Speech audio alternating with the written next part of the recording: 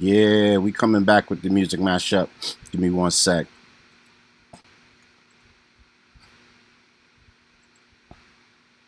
Yeah, we was playing that Meth and Red. It's a Meth and Red vibe right now on the Real HD Show. Critical Race Theory Part 2 coming at you. It's 8:31 on a wild Wednesday. We not wilding out. We getting real serious. We're going to build tonight because it's crucial. I believe this is the fight of the 21st century from an academic and intellectual standpoint on the planet.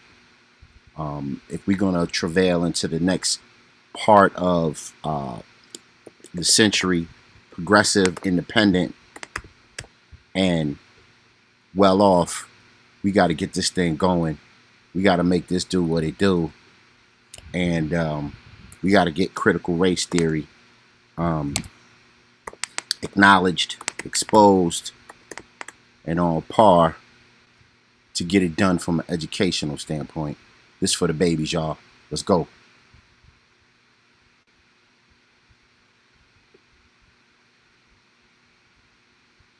Give me 1 second to pull this up. Let's go, Parkchester. Shout out to Parkchester in the Bronx. X stand up. You know what I mean? I'm going to play an oldie but goodie. And then we're going to get started with the show. I ain't going to go too long, man. And before we do that, let me throw out the disclaimer so that everybody can know who and where this comes from. You know what I mean? Fair use, fair use, fair use. We have permission. Soundtrack Your Brand gives us permission to play the music. Fair use. 17 USC 107. Fair use. Videos used for educational purposes only. Now let's rock out. Stand up, Parkchester. Boogie Monsters. Here we go.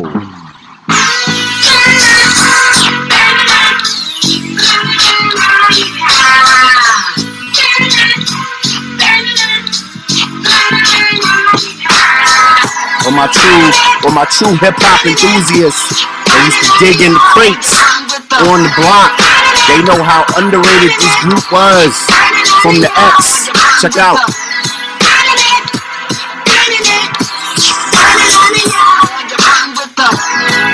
Recognize thresholds of negative stress. I can see your only eyes locked into your skull. Jump in, zoom in. When the room, my mind is full. Guess who? I'm creeping through the air like pestilence. I know your nerves are shot. It's in this hype from my presence. Got the aura of a gazelle that roll like an ox. I linger in the air and make my vocals bust shots to your dome. I'm thicker than the junkie's nostrils. Point in the membrane of the party nucleus of the frame. The cytoplasma is getting better as it grows. And expansion of the dose will blow the trash out the nose. Dig within. Your mental will attend upon the Bible of the truth, the spiritual. You hear it, nigga, you lose so like the wick and left you busy like the stick and take and take over by the threshold and take it back to the seal. Can it be? Enter in the party, I'ma grab the microphone and move my body. Well, I came through the door, I said it before. I never let the stress get me down anymore. So as we walk through the threshold, a snake in the grass. Put on supervision shades, limbs begin to last. From the blast is the women of the rap smacks the spit. No profanity, but the tongue is rough spit. Verbal rhyming, crazy atomic. Some electric spectroscopic storm. Rising from the dorm, it's like war. All up in your gorillas, we be shouting through the doom. Eliminating home as we're walking with the wolfman's on. Turned up to 10. Apocalypse is coming, boogie monsters transcend with the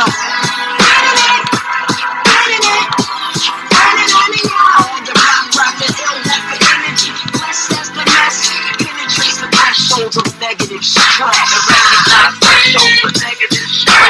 Recognize thresholds of negative stress. Recognize thresholds of negative stress. Recognize thresholds of negative stress. Recognize thresholds of negative stress. Yeah, man, right here on the Real HD Show. You know what I mean? Shout out to 100.9 FM WXIR. That's the home base right there. Shout out to Sheeta Beats. Shout out to Carvin. Shout out to Rick. Shout out to John. Shout out to everybody in 100.9 building. You know what I mean? Good people. You know what I mean? Check them out and everything that they're doing. And we recognize the thresholds of negative stress. And that's why we're here, man. The Real HD Show. It's a Wednesday. And usually on a Wednesday, we get crazy. We do the crazy articles. We do the crazy pop-ups. We do the crazy, mentions on the show. This time around, we're going to do part 2 of our critical race theory series. Why? Because this is a super, super, super important topic, important paradigm that's happening right now as we speak. Everybody's concerned with COVID. Everybody's concerned with getting back to normal and getting out and being about. But are we concerned with what's going on and what's being taught and what's being put in the heads of our babies? You know what I mean? Critical race theory part 2. But before we do that, we're going to jump into a quick commercial break. You know what I mean? We're going to jump into a quick commercial break, and we're going to see my daughter Dejania and her video. That's me trying to prompt it right there. So I'm going to pull it up and we will play it right about now.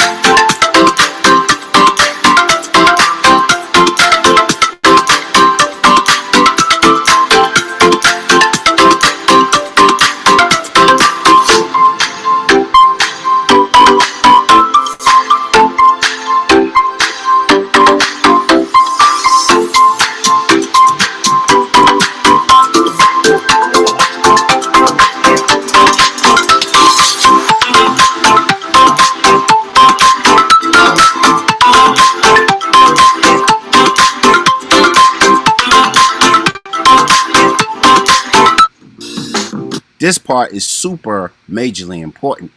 Deja Nia, daughter of Rochester, daughter of New York, daughter of the African diaspora. She is Miss Maryland, going for Miss High School America 2021, and she needs your support. Check it out.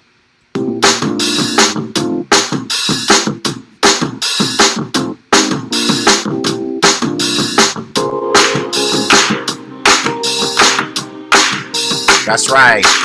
MHSA pageant top fives, People's Choice. Deja Nia. Go to America's high school pageant.com and submit your vote. Only costs $1, but we need your help. And we need your support. Deja needs your support. And when she wins, everything will be all good, and you will know that your investment was well worth the time, the energy, and the change. So get involved. Go to High School America Pageant.com. Place your vote today. Okay. So we did that, and we're gonna salute baby girl. It's only 1 week away, and we will be on the road to Arkansas so that baby girl can strut her stuff and show them what she's made of and take the world by storm once again. She already won one national pageant, and now she's looking to win another. And then who knows, maybe off to Miss Teen USA, maybe Miss America, maybe Miss USA. Maybe you might know the next Miss America or Miss USA, Deja Nia James. Check her out, man. Give her your support. So we're back, and it's the Real HD Show, and we're in a critical race theory episode, part 2, review. So what happened last time on the Critical Race Theory Show, part 1? We went over a couple of things about what is critical race theory, right? And I'm going to try to capsulate it for you because we showed a lot of videos. We did a lot of in-depth analysis. It was a pretty good show if you watched it. But to catch some of you on up and bring you guys up to speed on what you didn't get in the first show, here is a kind of wrap-up or kind of in aggregate summation of what critical race theory is, some of the opponents, some of the people that are for critical race theory, and we'll dive deeper as the show goes along. Check it out right here, Real HD Show. What is critical race theory? Parents at this forum on race and curriculum in the Rockwood School District are not the only ones fired up about it. I did not use the word racist. Scholars of critical race theory define it as recognizing race as a social construct, but one that's been deeply embedded in American institutions throughout history. They say you can see implications of that today. White privilege is real. It is so real. Like in the criminal justice system or even demographics of communities. Advocates say... Hey, you see they cut the sister off when she was about to drop her little tidbit on why white privilege is real. They kind of minimized and muted out her voice a little bit. They got the tidbit, they got the little sensational part of it out, but they didn't let her drop her little jewel on it. Kind of interesting. CRT urges people to grapple with systemic racism, to work toward understanding and fairness. What are the biases that could exist in the system so that we can actually create that platform and create the equity that we all long for? But opponents have said CRT perpetuates racism. It's basically white shaming. And that's basically a racist viewpoint. Saying it pushes... All right. So it's white shaming and a racist viewpoint. Now, of course, when you do a expose such as this, you have to take into consideration, hey, Mama Sarah, if you're watching the broadcast, you're going to have to go and scroll down on my Facebook page, and then you'll get the Zoom and the Zoom ID and password so you can link up, okay? But I got to continue on with the show. I'm glad you're here, and let's rock out. Let's have a good episode. Invite some people on too, Mama Sarah. Tell everybody in your church and people in the community. You know what I mean? Tell them jump on. Tell all the black folks you know to jump on. You know, let's have a watch party. All right, let's get them on. Let's get their voice going. Your voice, your victory, right here on the Real HD Show. So we're gonna get a snippet of what I did last time to explain what critical race theory is. And to do that, we're going to see what it is really, really quick from a white perspective. And then we'll go to what it is from a black perspective. Because, of course, those two hegemonies are at the center and at the causality of critical race theory. So we should get both opinions. And I'm going to try to do this fast. Real HD Show, check it out. What is critical theory? I don't know what critical theory is. Critical theory is a way to view the world. The long and short of it is that it's a way to view the world that sees the world in terms of then there are multiple critical theories. There are many critical theories. At its very bottom, it's a way to view the world where everything relevant in terms at least of social relations has to do with power dynamics that are in society between some group with power and other groups who don't have as much power. Okay, so just like the last time, we see what he's saying now, right? This is a power struggle. Groups with power and groups without power. This is the way PC colors, this is how they defining it. This is how they're coming at it. This is their purview. This is their viewpoint. Okay, I'll go a little further. And the object of critical theory is to say that the groups that have power carry certain assumptions and biases and the likes, and they bake that into the systems that they create without realizing that they're doing it. So the critical theorist's job. Okay. So, in the words of Dr. Curry, Dr. Tommy Curry, the man not, he wrote that book, dope book. Read it, read it, read it. If you're a melanated man in the 21st century, you need to read that book. Anyway, but Dr. Curry speaks on many, many things. He's a doctor out of, I believe it's Europe, but he's a brother from the States. But his accreditation is in Europe, and that's only because that is the only place that would accept him and his expertise. But it's untouched in academia. American institutions wouldn't mess with him. He's so sharp, you know what I mean? So what he says is they are, PC people are well aware of their hegemony. They're well aware of and the way they get their hegemony. They're well aware of the nasty, destructive, and terroristic ways that they go about it. This is simply a circling of the wagons for them.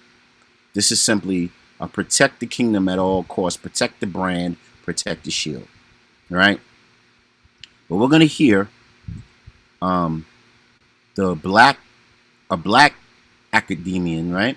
Sister Imani Perry, and we're going to hear what she has to say about critical race theory and a little bit of the jewels of what people are missing. The anti-CRT people are missing. Now, don't get me wrong, right? Critical race theory is not perfect, okay? It's far from perfect, but it hasn't even been instituted for 10 years yet. And according to the Carnegie Institute for Education, American schools haven't changed in the last 150 years, in large part. The dogma, the authoritative nature, the scheduling, the construct, the way that they form and function, the way that they graduate people has not changed in over 150 years. So anything that would be a change would be better than what we currently have today. But we're going to go to the sister of Dr. Imani Perry out of Princeton and see what she has to say about critical race theory. Check it out, Real HD Show.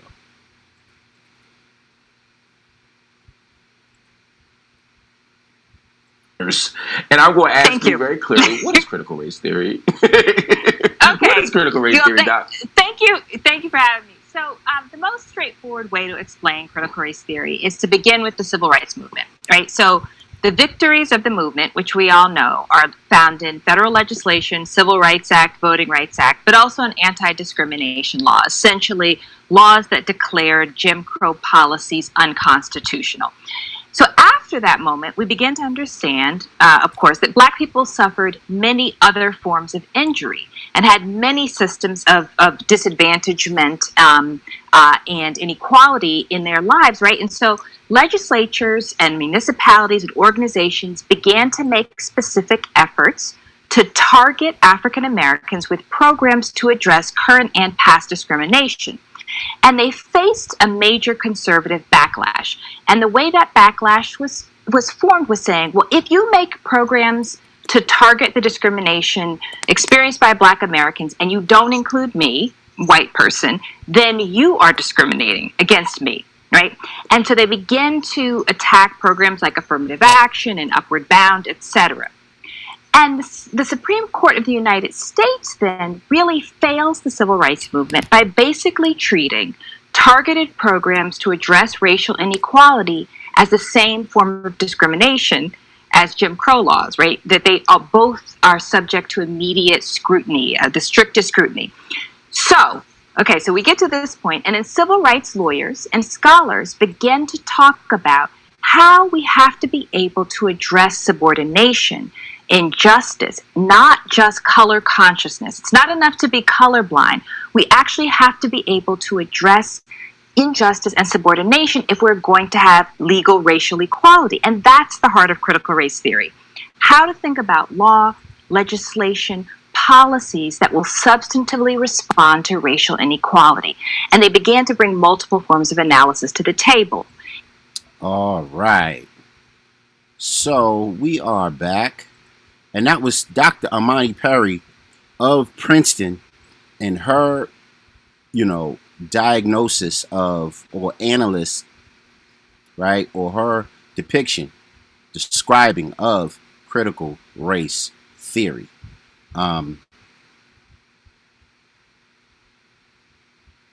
So it's a way to right the wrongs. It's a way to fill the voids academically, legislatively, lawfully, legally, of the historic wrongs that have been done to melanated people. And I mean melanated people, not just people who speak English, right? We got melanated brothers and sisters all throughout the Caribbean, all throughout South America, all over the African diaspora. And what they bring to the table, historically, from a histrionic standpoint, there are a lot of rights to be wrong. Like, comment, subscribe, share to the Real HD Show. Tell a friend, tell a friend. It's them again, bringing you that downwind that you need to get in. So she described that. So we're in the review of critical race theory. It's 8:52. Your man won't keep you longer than an hour. So the 4 tenets of critical race theory that Delgado and Stefanicic, the authors of critical race theory, I'll show you the book. Give me 1 sec to show you the book. This is the actual book. The first one was, I think the first publication of it was sometime in the 70s. Right? Critical Race Theory, forward by Angela Harris, Delgado, and Stefanicic, right? And the tenets of it are, the first tenet of it is, trying to remove this thing, boom. Okay, here we go. So the first tenet of critical race theory is racism is ordinary. The second tenet, I'm gonna go a little fast. White supremacy serves important purposes, and we went through a whole, show and prove diatribe about this in the last show. So check out the last show, like, comment, subscribe, and do the justice to the last show if you didn't see that one.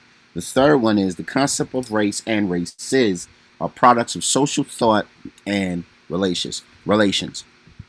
And I told you guys about Thomas Middleton and his time during the Shakespearean days of Old England, and how the first mention of white people came out of his plays out of England, where he popularized the term white people, black people, and it was essentially a sensational way to do it in response to the onset of the Catholic Church versus the Moors, which were North African brothers that ruled the Iberian Peninsula for 400 years.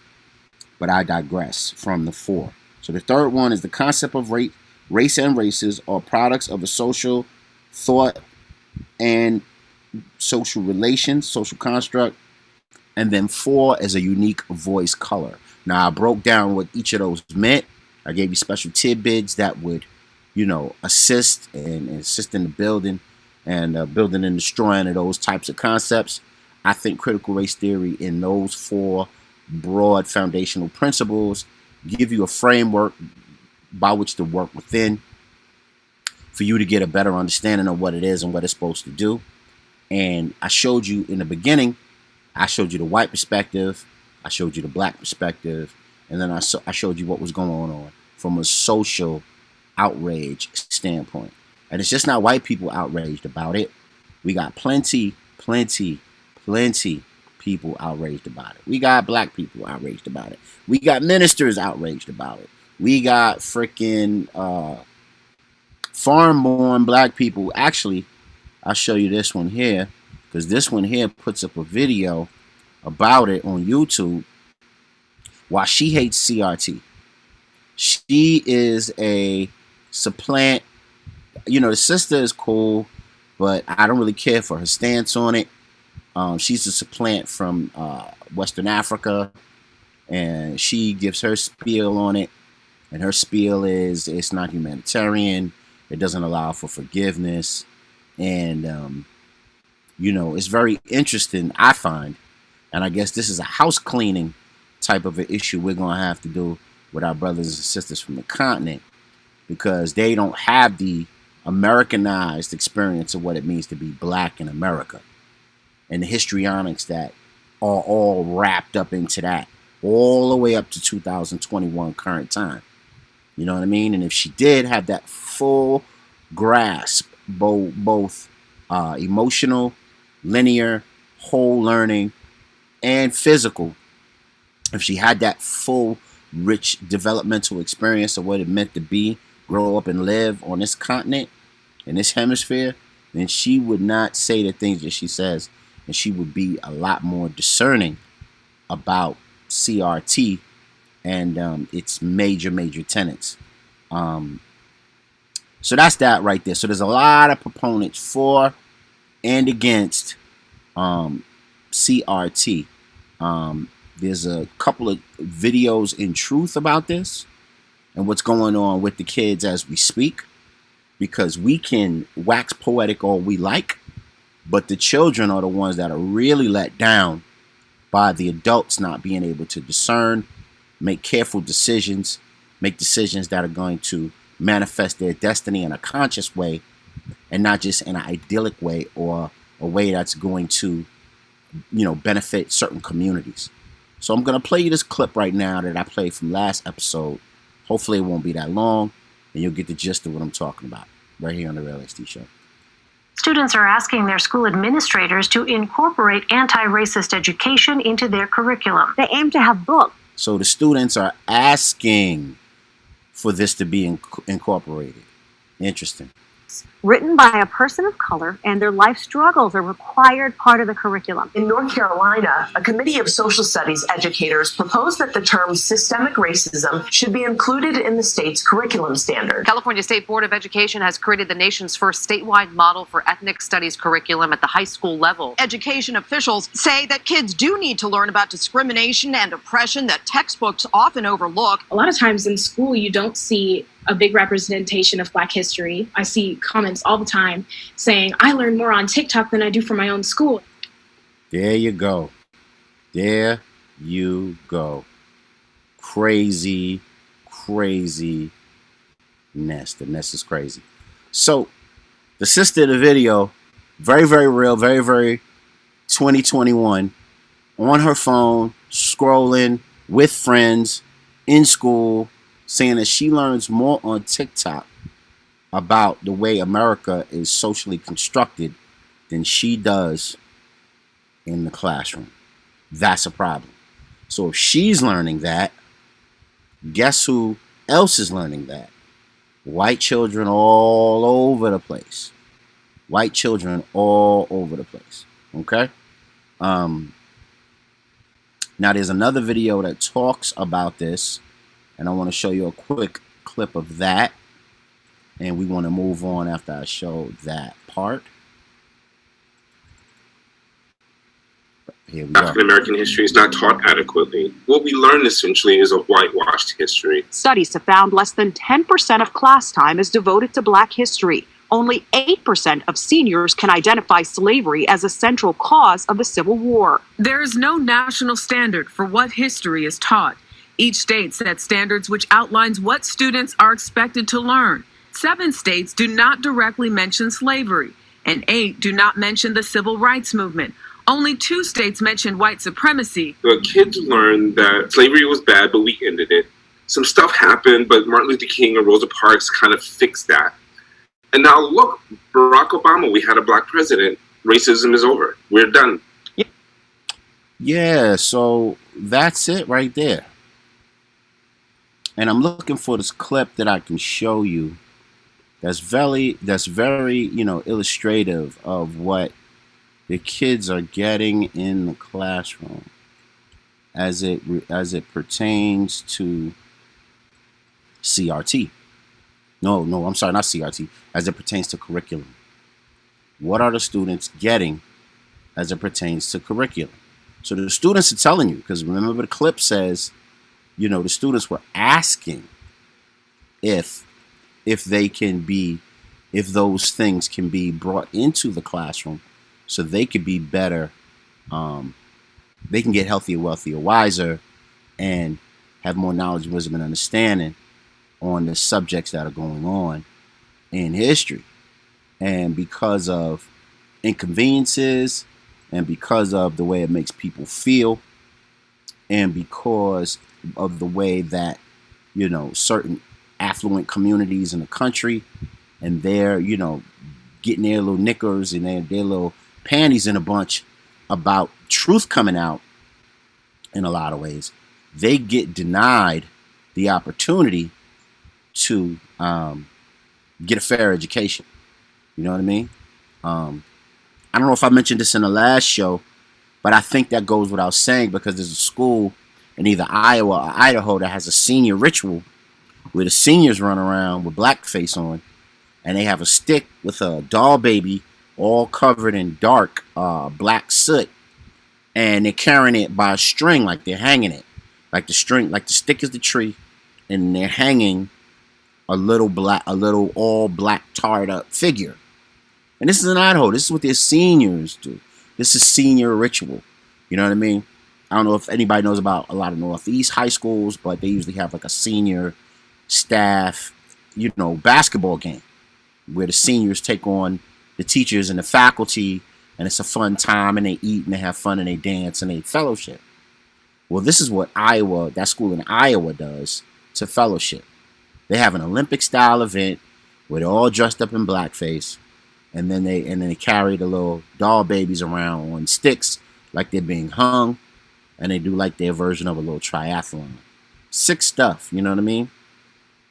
And it reminds me of that tradition of Santa Pita that goes on out in the Netherlands during their holiday season, where all the Netherlands white folks dress up like black folks in blackface and parade around and act like they're Santa's elves and all that crap.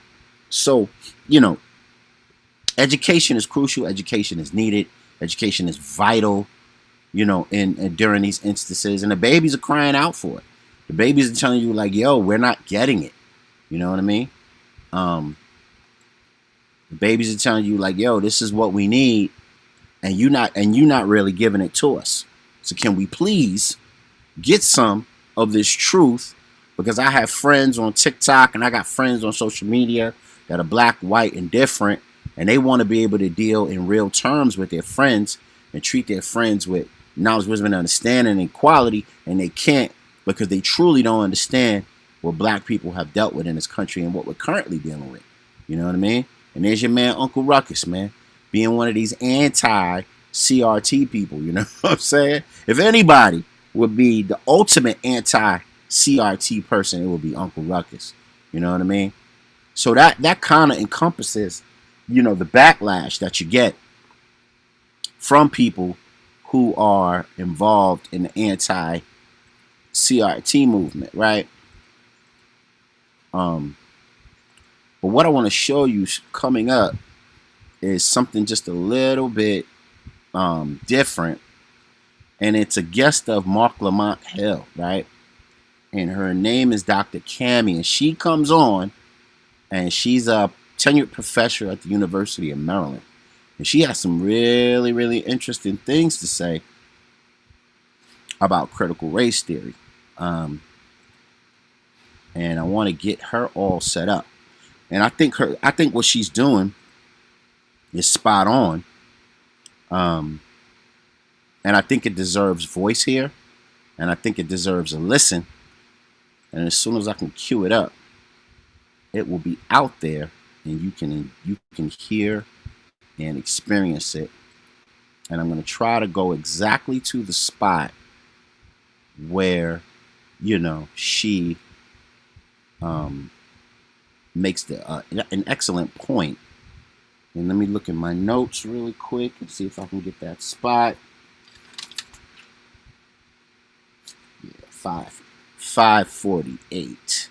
So let me go in. Let me fix the sound. Boom, boom, boom, boom. So we have sound. We have picture. These are all very, very technical things, as you should know. And they're going to really enlighten you once you hear it. I'm just teasing y'all. I think we're at the spot, and we are going to let her rip. Here we go. Acknowledgement of race? What is it? Well, I think they're trying to run from a number of things. People who are in opposition to what they think critical race theory is, which often it's been fascinating to watch these conversations around banning critical race theory in schools, because I'm like, what exactly do you think that means? So when I teach my classes at my institution, I put on my syllabus that I am a critical race theorist, that this class is oriented in critical race theory. And I'm teaching people who teach your children. So what you can't ban them because your districts need to hire teachers, right? And you can't ban me because I am now a tenure professor at Loyola University, Maryland. So I'm not really sure. Talk your ish, Dr. Royal. She said, I got tenure up in this thing. You can't do nothing with me. Now you can't leave. Go ahead. I'm sorry. I'm just not sure what it is they think they're doing, but I do think they're protecting themselves and their children from this sort of guilt that they want to run from and escape. They don't want to take any responsibility. Everybody wants to have patriotism and talk about, the founding fathers, but they don't want to have the whole conversation about the founding fathers. You know what I mean? You can't pick up one side without picking up the other side, right? So they don't want us to talk about critical race theory, and they also want to ban Nicole Hannah-Jones and her project, the 1619 Project, right? But you want people to be patriotic, and what exactly do you want them to be strengthened by? That conversation is not supposed to have anything to do with race because we're supposed to be over that. I mean, it's really kind of it's delusional, some of these arguments I'm seeing about banning critical race theory in schools. And there you have it. It's delusional. It's not rooted in anything. So right there, what you have on the screen in all its goofiness is the Keep the Lies Alive League. So all this anti-critical race theory is, right? So you have race theory, and black folk and critical race theorists did not make up race theory. That was a construct developed by Europeans, thwarted down to the supplanted Pilgrim Americans, and then they instituted it into everything. They made it might as well have been part of their bloodstream. They instituted it into the laws. They instituted it into the culture. They instituted it into the psychology of the people here. So they want all families, this is where you have this one right here, all families should be rooted in the American mythology. Blah, blah, blah, blah, blah, blah, blah, blah, blah, blah, blah, right? That might not be American.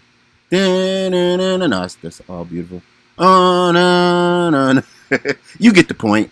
They want you rooted in the sensationalism and mythology that is American folklore. They want you doing it hook, line, and sinker. Why? So that when the holidays come up, you can run out and get them great Christmas presents. And when Thanksgiving comes up, a holiday that was instituted by Abraham Lincoln after he killed off the Wampanoag Indians on the day of Thanksgiving, you can go out and get those $200, $300 Thanksgiving dinners and keep that holiday and those corporate things alive, right?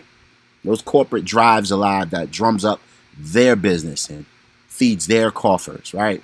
And then when St. Patrick's Day comes around, a day that if you're not Irish, it really has nothing to do with you, but they want the entire nation celebrating St. Patrick's Day. So go to McDonald's and get your Irish shake.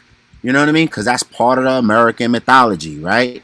And then they want you to celebrate, you know, Mother's Day without knowing the origin of it. Father's Day without knowing the origin of it. There's so many holidays and so many cultural paradigms that they want you to just fall in line with, all in the Keeping the Lies Alive League. And you see them on Fox News, you see them in the newspapers, you see them in government, you seeing them all toe the line and go and being 10 toes down to keep the lies alive, right? So that no one is the wiser about how America was born and bred.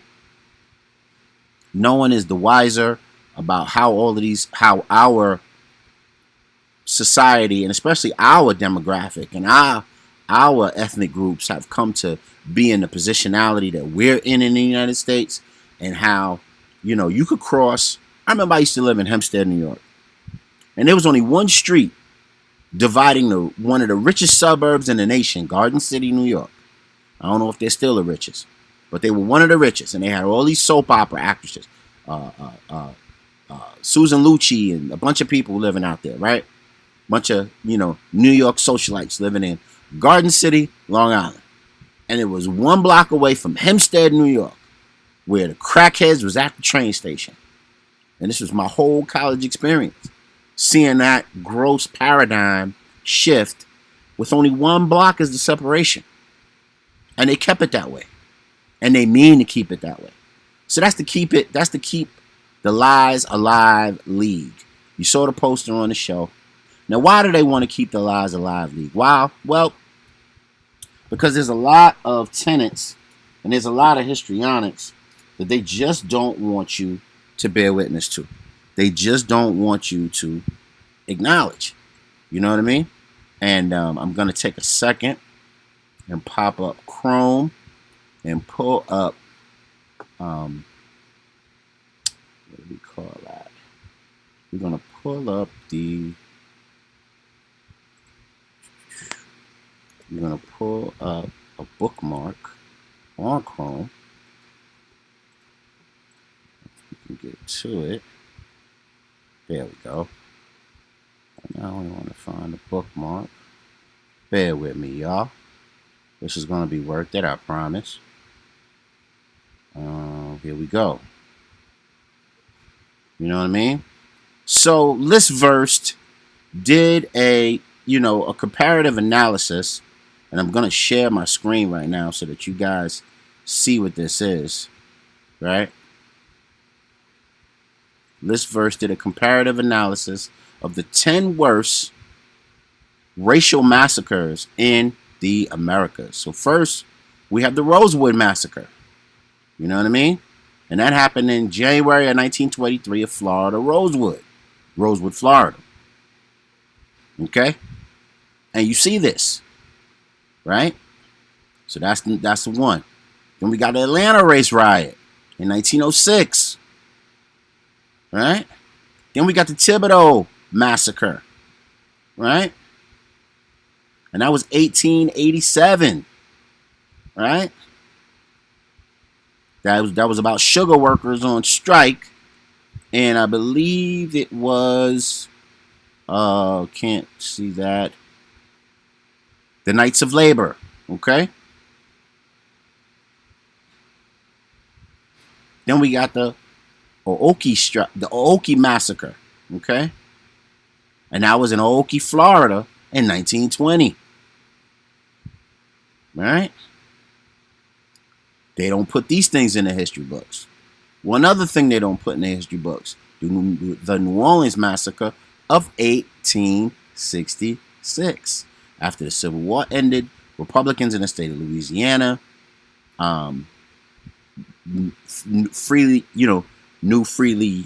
newly freed black men were looking for the right to vote.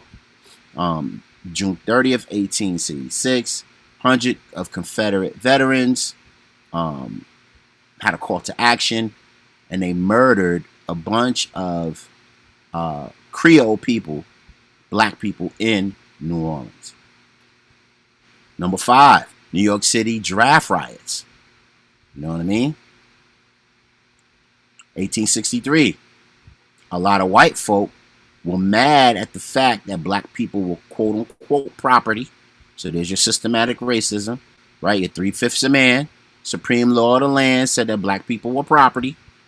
But the white folk in New York were mad they were being drafted into this Civil War.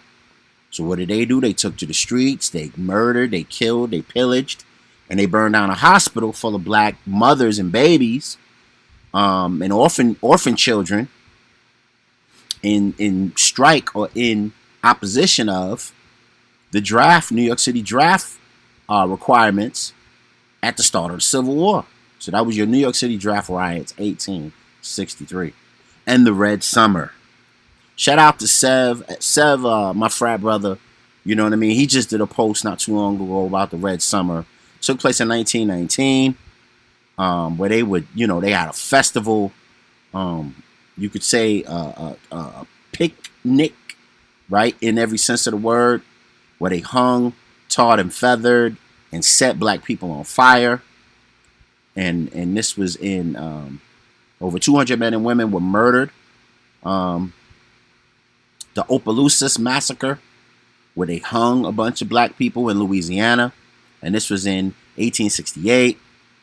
The Wilmington massacre of 1898, and then of course the Tulsa massacre of 1921 that they just celebrated the 100th year anniversary of.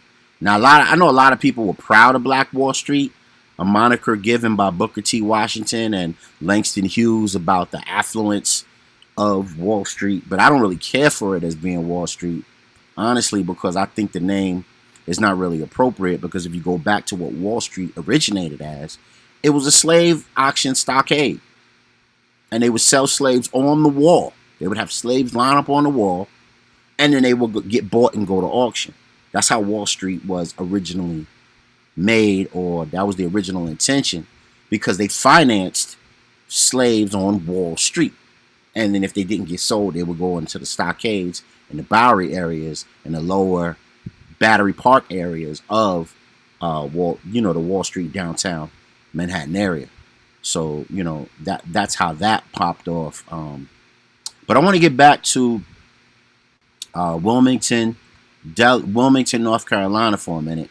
And for my information, that was the original area of affluence, of millionaires. And why? I'm going to pull this up. And the reasoning is these gentlemen right here. No, that's not the right one. Let me erase that. It was these gentlemen right here. And I hope everyone can see this.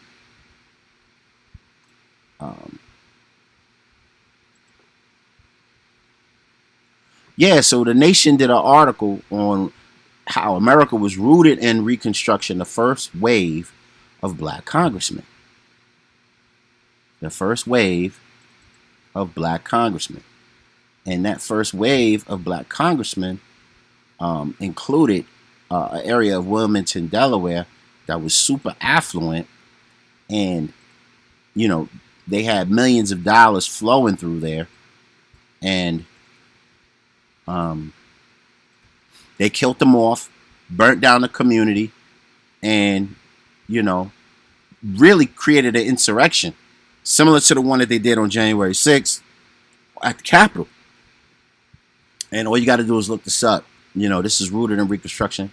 First wave of black congressmen, and this was in Wilmington, North Carolina. And that was also a place where you had your first tinges of interracial marriage and interracial relationships going on there. So it was some real different, like, you know, paradigm shifts going on in 1898 in Wilmington, North Carolina. And I guess you could say that was a precursor to what was going on in Tulsa in 1921. And it's interesting how they even had time to do this, because of course, like everyone knows, we're in the 100th anniversary of the Spanish flu that took place in 1921. So how did these people with a nationwide pandemic popping like the Spanish flu, how did they have time to fight folks and burn down folks? You know, that hatred was super real. How did they have time to do that with folks with a nationwide pandemic going on? So it was crazy. So those are just a snippet. All those race massacres that happened throughout history, right? Especially after the Civil War, primarily, right? In the new century, and in 20th century, I should say, right? And then, of course, you have civil rights and everything that happened before. After that, then you have the Black Power movement with the Nation of Islam and the Black Panthers and the Young Lords and SNCC and the Rainbow Coalition. You know what I mean? Shout out to Fred Hampton. Go see that movie. One of the best movies of the year. Very intense. Tells a true tale. And then you have the Push movement, not the Push, the Move group out of Philadelphia, Pennsylvania in 1985, when that entire community got firebombed. So what did they do? Take a page out of Tulsa and turn around and do the same thing to these people? Brother Africa and the like that was in the Move group, and just firebomb and destroy their community because they wanted to be an all-black, self-sufficient community out of Philly and be sovereign and be their own sovereign community. These are the things that are being left out of the history books. And then, of course, you got, Rodney King after that. You have Abner Louima after that. You got, oh my God, so many. And then, of course, over the last 20 years, the mass police killings, that are just taking black folks out. And then, of course, the mass shootings by the, white extremists all over the country. And then, of course, the racial tension of what happened last year and then leading up to this point. All of this stuff is relevant. All of this stuff is necessary. All of this stuff is very poignant. And I don't care who you are. Every child should know this stuff. Everybody should know that Eli Whitney made the cotton gin, right? And that was an invention that speared the economics of America into another stratosphere with cotton. If it wasn't for Eli Whitney making the cotton gin, right, America would not have the spoils of economics that built the country off of the slave labor of melanated people in this country for the last 400 years. And, so just like I put the Keeping Lies Alive League is in full effect, and you're going to hear this, over the last, into next, school year, into September, into maybe even December. You're going to hear loud voices about it. If you have any local elections going on, you're going to hear loud voices about it in that regard. This is their come to Jesus moment. They're circling the wagons for it. But it's all cap. It's all phony. It's all fronting. You know what I mean? It does not tell the tale of what really happened in American history. You know what I'm saying? It doesn't tell the tale of the Devil's Punch Bowl, Natchez, Mississippi, where Union, not Confederate soldiers, Union soldiers shot down what had to be thousands of black people in the Devil's Punch Bowl, and killed them and buried them underground. And what's interesting about that particular thing that's not in the textbooks right now, right? But you got survivors that can tell you about it that live in Natchez, Mississippi. What's interesting about it is nothing grows in that space. I'm not trying to be spooky. I'm not trying to be Scooby-Doo. I'm not trying to be mysterious. I'm not trying to be mystery God about none of this. But it's very, very, the frequency of what's going on in that area tells the tale. Nothing grows in that area where they killed those people. It's just marshland. So it's very, very interesting, right? And then I got some other tidbits for you of some things that are being left out of contemporary history. What about the 1526 battle for South Carolina in Guadalupe? The Guadalupe battle for South Carolina, 1526. Now, this is before 1619. So they were exporting and playing around with the prospect of making slavery a permanent institution in America. And they got their behinds kicked in South Carolina by them melanated people that were there. Those gullers, those geechees that were there, kicked their tail.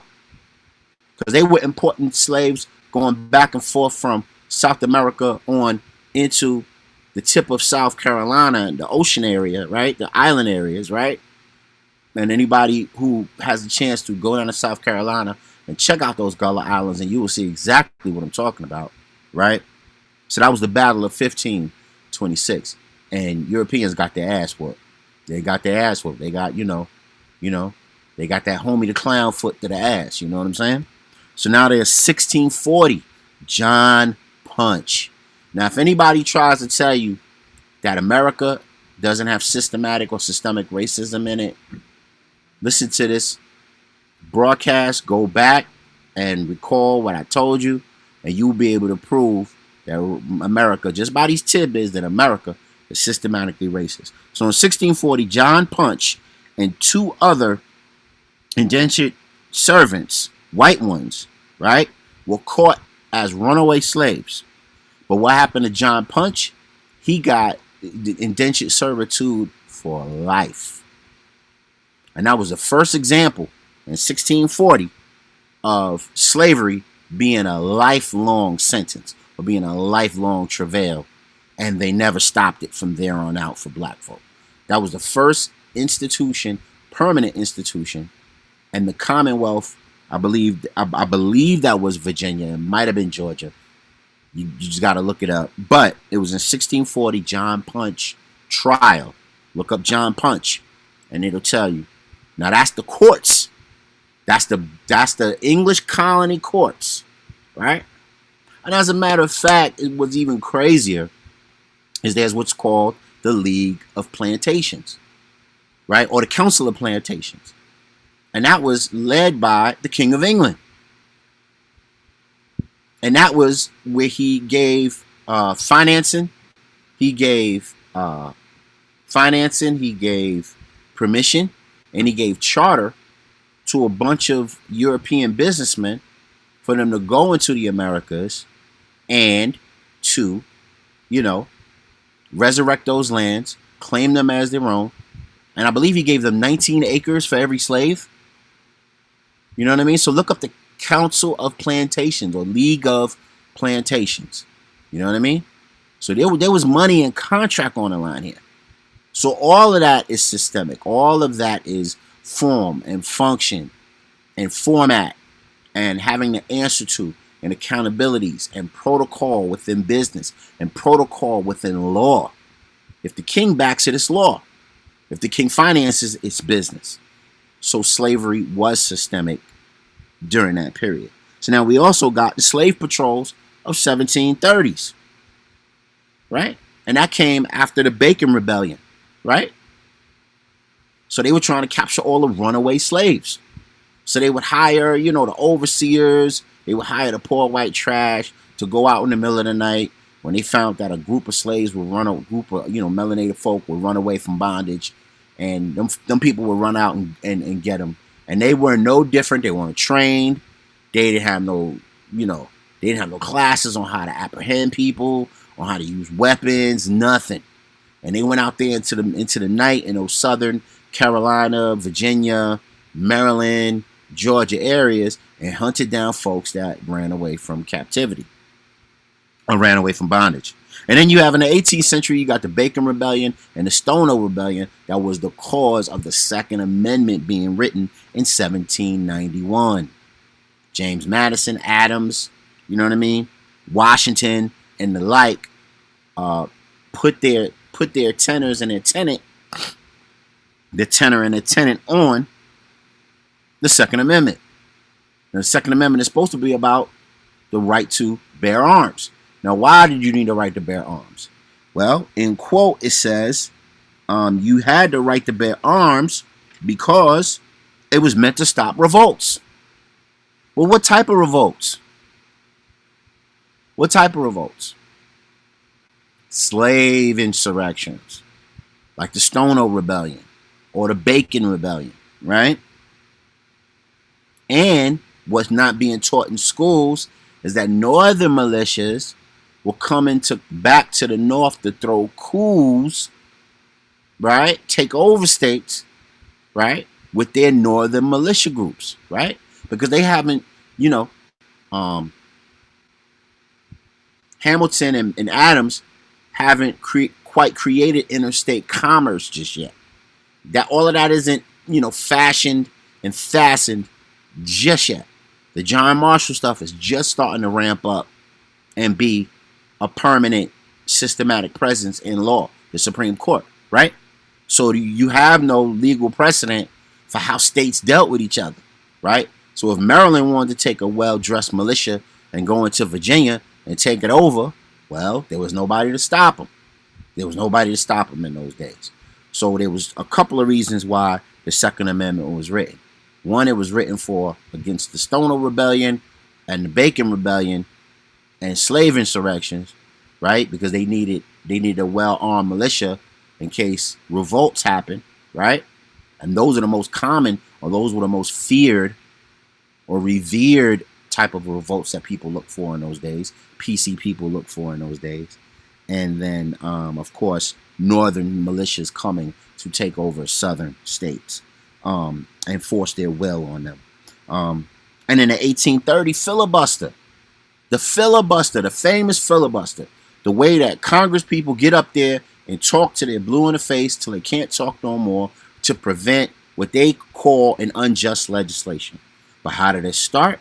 It started by John C. Calhoun in 1830 creating the filibuster and talking himself dizzy trying to prevent anti-slave legislation. Look it up.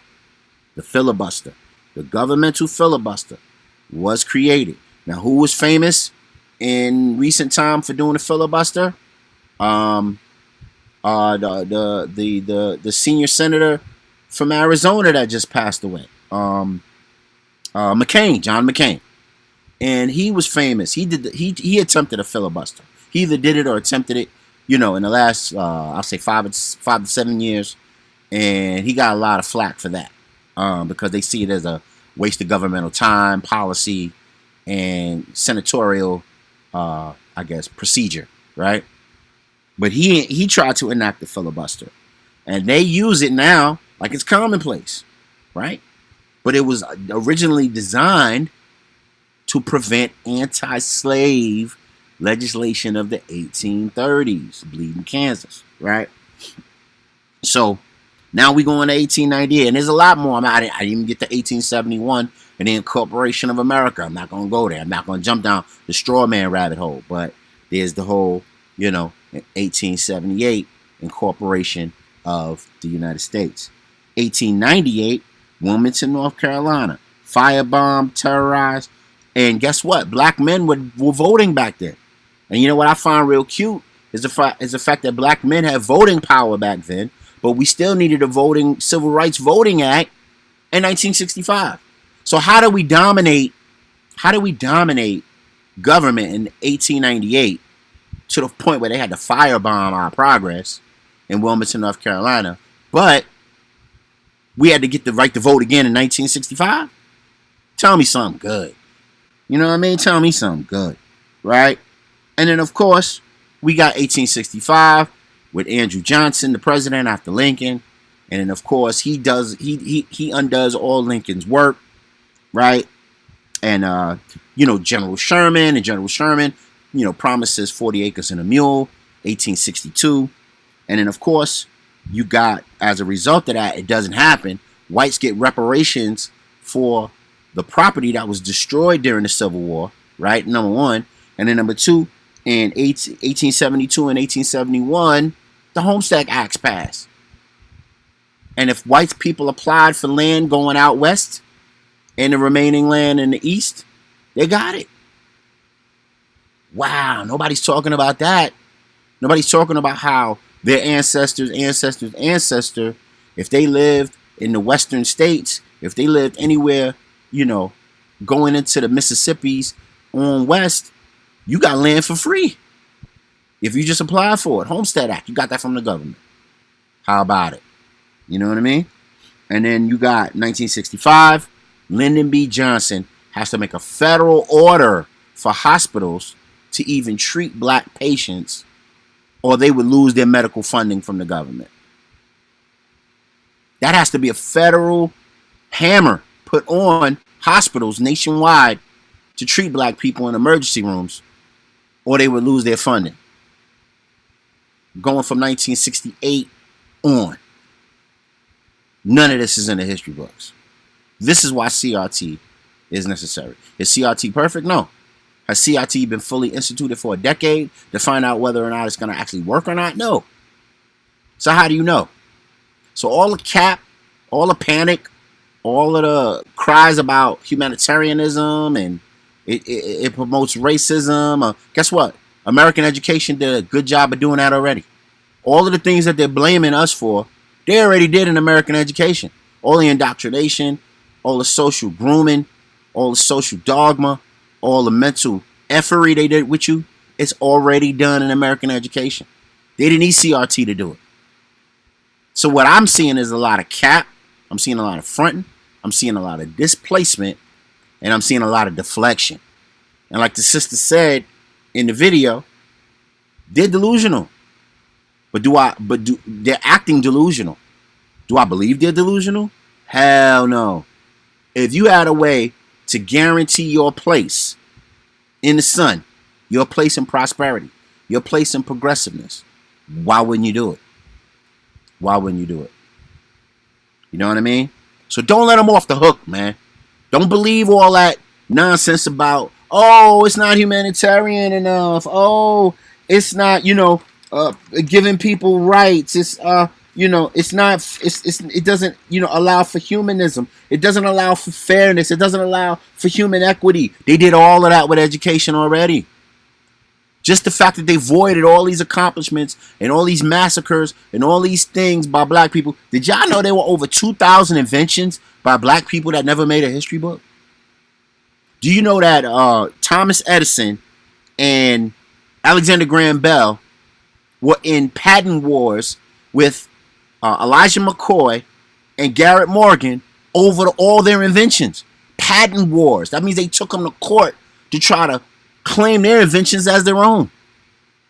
And we're talking about the most celebrated white inventions in all history. We're talking about Bell, and we're talking about Edison. And they were trying to steal inventions from black inventors that did not get the credit of the time. So what happened in the 5 Heartbeats? You know what I mean? Crossover is a double cross.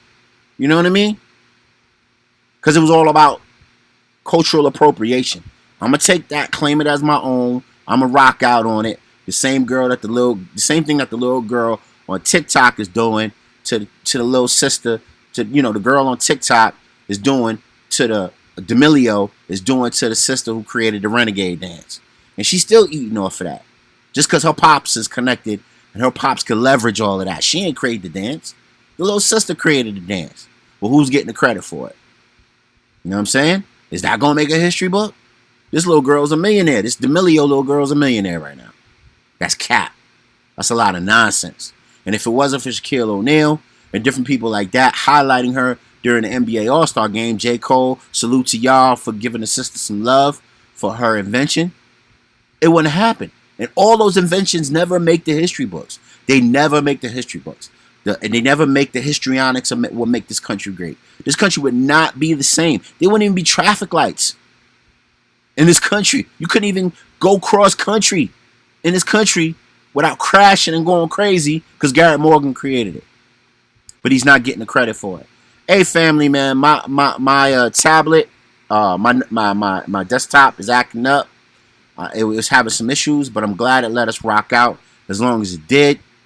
This is another CRT series. We're going to have a couple more going. Hopefully we get some crowd participation and some crowd, I hope y'all join us. And I hope y'all rock out on us in our new series, because I'm not going to stop this. I think this is super duper necessary. I think the tenets and the evils and the cap of this whole thing is necessary to bring out. It's your brother, the Vic. This has been a Real HD show.